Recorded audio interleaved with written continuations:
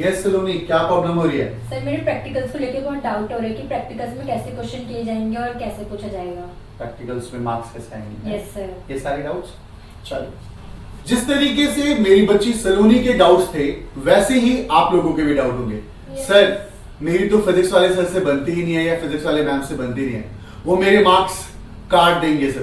Sir मेरी practical copy भी उन्होंने ढंग से चेक नहीं की है, ये प्रॉब्लम्स हो रही है। तो बहुत सारे तरीके के डाउट्स होंगे कि वाइवा के क्वेश्चंस कैसे होते हैं। ये सारे क्वेश्चंस के आंसर आपको इसी वीडियो में मिलने वाले हैं। तो लेट्स स्टार्ट, एक एक करके स्टार्ट करते हैं कि वो कौन कौन से पॉइंट्स हैं। तो सबसे पहले थोड़े से कुछ पॉइंट्स देख लेते हैं जो हमें जानने चाहिए, हमें समझने चाहिए। पहली बात, एट एनी कॉस्ट आप लोगों को अपनी ये 3 चीजें कंप्लीट करके रखनी है, क्योंकि अगर आपने ये 3 चीजें कंप्लीट कर दी तो मैं आपको गारंटी बताता हूं कि आपके जो मार्क्स है ना, वो मार्क्स बहुत अच्छे होने वाले हैं। इस सर इन 3 चीजों से मैं कहता हूं यस मेरे बच्चे, कि फिजिक्स की नोटबुक कंप्लीट है, क्योंकि जब आप वहां पे वाइवा के लिए जाएंगे या प्रैक्टिकल्स के लिए जाएंगे, जिस दिन आपका प्रैक्टिकल होगा, ठीक है, तो उस दिन आपसे ये तीनों चीजें मंगाई जाएंगी। तो आपको ये तीनों चीजें लेके जानी होंगी। और जब टीचर टिक करता है ना कि हाँ यार मेरे बच्चे की ये चीज कंप्लीट है, ये चीज कंप्लीट है, ये चीज कंप्लीट है, ये चीज कंप्लीट है, तो आप बिलीव करिए आप 25 मार्क्स ले चुके हैं। बिलीव करिए आपको 25 मार्क्स मिल गए। अब मैं आपको आगे का स्टेप बताता हूं। आगे का स्टेप क्या होता है, देखिए पहले पॉइंट पर आते हैं, पॉइंट डिस्कस करते हैं कि हमारा आज का जो मेन पॉइंट ऑफ व्यू है कि वाइवा के क्वेश्चंस कैसे पूछे जाते हैं।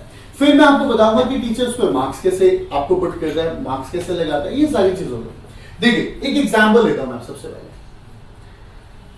और ये क्या है कि एक सेटअप है आपका, एक्सपेरिमेंट का, मीटर बेस्ड वाला एक्सपेरिमेंट है आपका। तो जैसे आपने प्रैक्टिकल्स कॉपी मेंटेन की हुई है, उसमें बस आप कुछ मत करिए। अभी आपके पास प्रैक्टिकल्स में कुछ महीने का टाइम है, अब तो फाइनल डेट शीट आ गई, तो आप जनवरी से आपके प्रैक्टिकल स्टार्ट हो जाएंगे।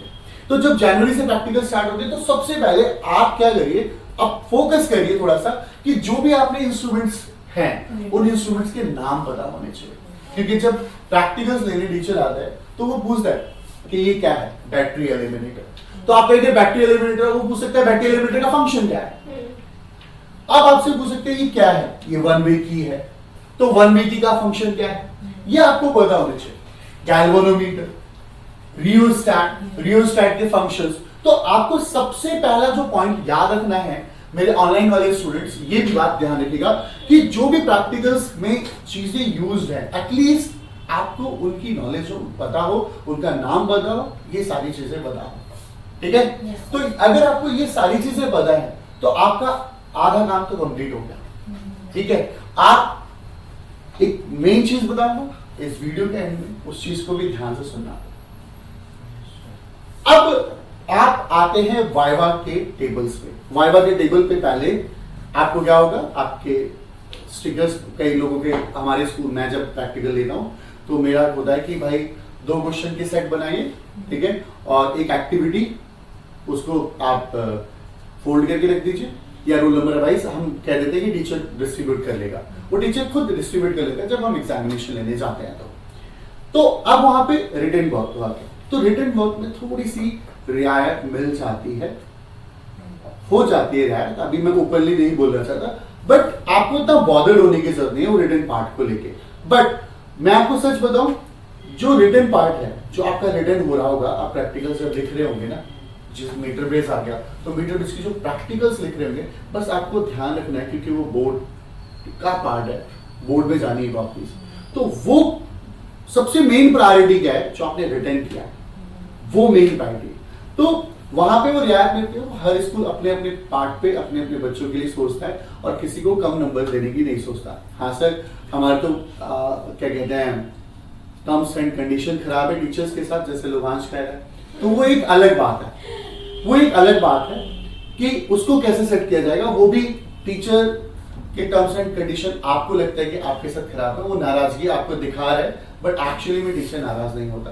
किसी के करियर के साथ कोई टीचर नहीं खेलता, लगता है आपको। आप प्रैक्टिकल्स कॉपी उठा के देखिएगा, ऐसा कुछ नहीं होना कि वो आपके मार्क्स काट देंगे, क्योंकि उस मार्क्स से आपका करियर बनने वाला है। तो वो 30 मार्क्स बहुत इंपॉर्टेंट है।